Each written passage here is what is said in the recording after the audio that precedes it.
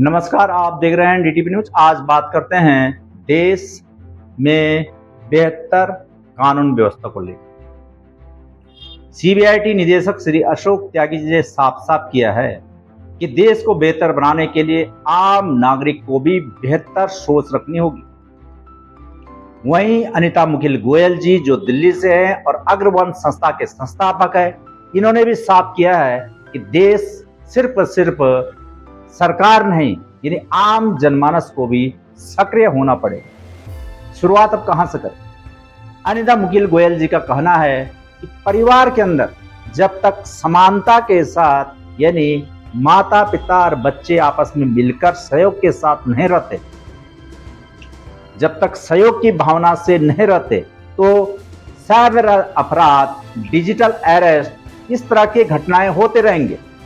क्योंकि अपनी बात परिवार में शेयर न करना, अपने परिवार के साथ साझा न करना, ये साइबर अपराधियों को पता होता है कि ये आज के समय में यानी कि हर व्यक्ति अपने तक सीमित होता जा रहा है, जिसकी वजह से डिजिटल अरेस्ट जैसे साइबर ठगी आपके साथ हो सकती है और हो रही है। जब अपराध घट जाता है, आपके साथ ठगी हो जाती है, तो आप उसके बाद साइबर थाना जाते हो। बात करते हैं साइबर थानों की, तो देश के अंदर हर दिन लाखों शिकायत साइबर थाने के पास आती है। और साइबर थाना में जो एक्सपर्ट टीम है, ये पूरे देश में इतनी ज्यादा नहीं है। अपराध ज्यादा है और काम करने वाले कम है। मित्रों, कहने का अर्थ साफ साफ है, यानी आम आदमी साइबर थाना पे भी दबाव डालेगा, आम आदमी पुलिस प्रशासन पे भी दबाव डालेगा, लेकिन खुद पर ध्यान नहीं रखेगा। इसलिए श्रीमती अनिता मुकिल गोयल जी, जिन्होंने अग्रवन संस्था बनाई है, सीबीआईटी निदेशक श्री अशोक त्यागी जी, जो कि क्राइम के लिए खतरा माना जाते हैं, यानी अपराधी उनके नेतृत्व से घबरा जाते हैं। हाल ही में उनके द्वारा रेलवे का बड़ा फर्जीवाड़े का जब उन्होंने खुलासा किया, वो न्यूज भी आपको दिखाने वाले में था। देश में सक्रियता क्या होती है, कानून व्यवस्था क्या बोलती है, किस तरह से फर्जीवाड़ा को उन्होंने बेनकाब किया, आप समझ सकते। और उनका साफ मानना है कि सर्वप्रथम खुद को परिवर्तन करना पड़ेगा। अशोक त्यागी जी, श्री सचिन गोयल जी, श्रीमती अनिता मुकिल गोयल जी, श्री सुरेश पाल जी, श्री सुभाष शाह जी देहरादून, इसके अलावा अब्दुल जफार सेठ इस बात से साफ करते हैं कि लोग आज देश में जाति धर्म का खेल खेल रहे हैं। जाति धर्म का खेल चल रहा है, जबकि हर व्यक्ति परेशान है।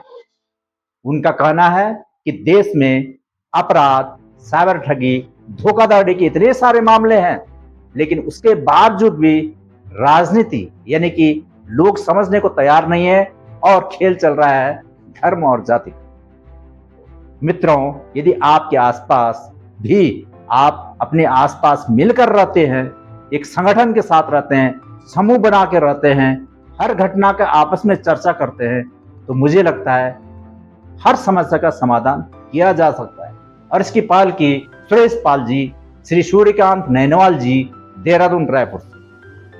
हाल ही में रुसे गैस सिलेंडर से क्षेत्र के लोग बड़े परेशान थे। बहुत सारे ऐसे लोग थे जिनका ओटीपी भी आ रखा है, उनके नाम पे सिलेंडर भी जो है डिलीवर हो चुका है, लेकिन दरअसल में इनको सिलेंडर मिला ही नहीं। तो इस पर अपना परिवार एनजीओ के संस्थापक श्री सूर्यकांत नैनवाल जी की टीम की तरफ से श्री सुभाष शाह, श्री सूर्यकांत नैनवाल जी का सार्थक परिवार से इन्होंने रायपुर स्थित इंडियन गैस एजेंसी यानी 2 एजेंसी वहां पे, उन एजेंसी में जाकर के लोगों की आवाज, लोगों की समस्या को दर्शाया और बताया कि किस तरह से फर्जीवाड़ा हो रहा है। यानी कि जिस व्यक्ति को गैस मिली नहीं है और ऑनलाइन यानी कि उनका जो सॉफ्टवेयर दिखा रहा है वो डिलीवर दिखा रहा है, तो कहां घोटाला है? जब बात की गई डीएम महोदय यानी जिलाधिकारी देहरादून महोदय से बात करी, तो सविन बंसल जी ने साफ किया कि यदि कोई भी गैस एजेंसी देहरादून जिला में उनका कोई भी सिलेंडर बिना बुकिंग के कहीं पाया जाता है, ब्लैक में कहीं पाया जाता है, दिया जाता है, उसकी सूचना दें। लेकिन उन्होंने साफ कर दिया कि इस बार जिससे पकड़ा गया उस पर कार्रवाई नहीं होगी, बल्कि गैस एजेंसी के मालिकों को सीधा जेल की सजा होगी। यानी सख्त निर्देश डीएम सुनील बंसल अपने आप में देहरादून क्षेत्र के अंदर ऐसे व्यक्तित्व हैं जो आम जनमानस के हित में हमेशा फैसले लेते हैं, ऐसे भी अधिकारी हैं।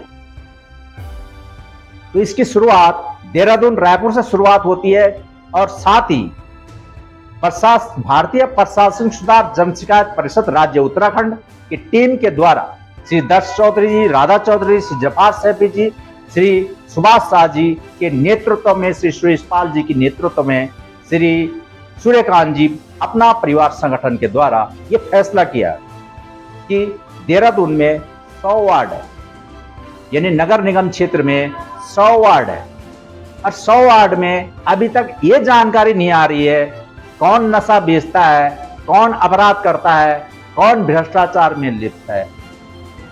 इसके लिए टीम का गठन होना जल्दी गठित होगी और प्रत्येक वार्ड में भारतीय प्रशासनिक सुधार जन शिकायत परिषद के 10 ऐसे मेंबर होंगे, एक्टिव मेंबर बनाए जाएंगे, जिससे उस क्षेत्र में, उस वार्ड में कितने लोग बेरोजगार हैं, कितने लोग गलत एक्टिविटी में हैं, वो ऐसे किस प्रकार के लोग हैं जो जाति धर्म के आधार पे लोगों को भड़काने का काम करते हैं या गलत एक्टिविटी में लीन होते हैं।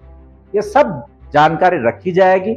इससे प्रशासन का सहयोग भी मिलेगा, क्योंकि हाल ही में हमारे साथ देहरादून से एसआई ऑपरेशन मुक्ति एसआई श्री कृपाल सिंह जी के माध्यम से जानकारी प्राप्त हुई कि देहरादून शेला कुई क्षेत्र से लगभग 4 ऐसे संदिग्ध हालत में 4 अप्रैल 2026 को, जिसमें एक महिला भी है, अचानक गायब हो जाती हैं। और देश में बच्चे और महिलाएं जिस तरह से गायब हो रही हैं, बड़ा ही चिंता का विषय है। इस पर सीबीआईटी निदेशक अशोक त्यागी जी जो दिल्ली में अचानक एक बैठक रखते हैं और उस बैठक में निर्णय लिया जाता है और पुलिस विभाग यानी सीबीआई के जो बड़े अधिकारी हैं उनसे और प्रभारियों से एक बातचीत की जाती है कि आखिर देश में यह क्या चल रहा है, यानी मानव तस्करी, महिलाओं की तस्करी, और इस तस्करी में बड़े चेहरे हो सकते हैं।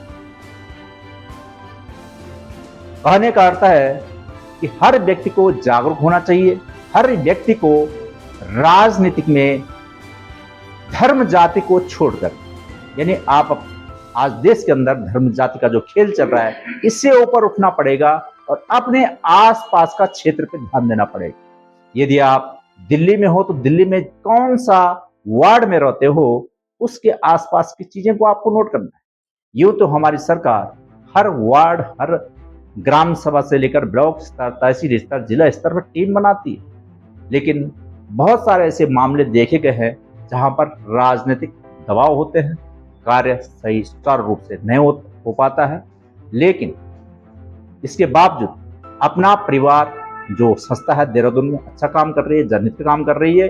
वैसे ही सीबीआईटी निदेशक अशोक त्यागी जी का जो मिशन है, इसमें केडी यादव जी जो एडिटर है टाइम्स नेशन के, अपराध को कैसे रोकना है, किस तरह से कानून व्यवस्था को बदलना है, क्योंकि सरकार को बड़ी चिंता, सरकार के पास जो डाटा है आज के समय में रोजगार, नशा, फ्रॉड, यानी किस पर विश्वास करें। एक ही भूमि की कई रजिस्ट्रियां हो जाती हैं, एक ही भूमि से जो ओरिजिनल यानी भूमि का मालिक है वो बाहर कोर्ट कचहरी में नप रहा है और कब्जा वाला बैठा हुआ है आराम, तो देश किधर जा रहा है। इसलिए हम बात कर रहे थे एक देश एक सख्त कानून, जिसमें अश्विनी उपाध्याय लगातार सुप्रीम कोर्ट में पीआईएल फाइल कर रहे हैं। अभी हाल ही में उनकी पीआईएल के अनुसार आधार कार्ड, यानी हम वोट देने मतदान के लिए जब जाते हैं तो वहां पर जो हमारा आधार कार्ड है, फिंगरप्रिंट है और आई, क्योंकि हमने जब आधार कार्ड बनाए हैं तो हमारे आंखों का, हमारे हाथों का फिंगरप्रिंट लिए गए, तो वो स्कैन किया गया है। ऐसे ही वोटर यानी वोटिंग होगी, उसमें भी अंगूठे यानी हाथ का फिंगरप्रिंट के द्वारा वोटिंग होनी चाहिए। तो इसमें उन्होंने माननीय सुप्रीम कोर्ट ने राज्य सरकार को नोटिस डाल दिए हैं और जल्द इसका फैसला लिया है। अब देखते हैं होता क्या है। लेकिन आम जनमानस कुछ भी अच्छा प्लान करे तो देश में उस प्लान को यानी कि आम आदमी की जो समस्या है उसके लिए जब हम खुद प्रयास नहीं करेंगे तब तक कुछ नहीं हो सकता है। देश में शिक्षा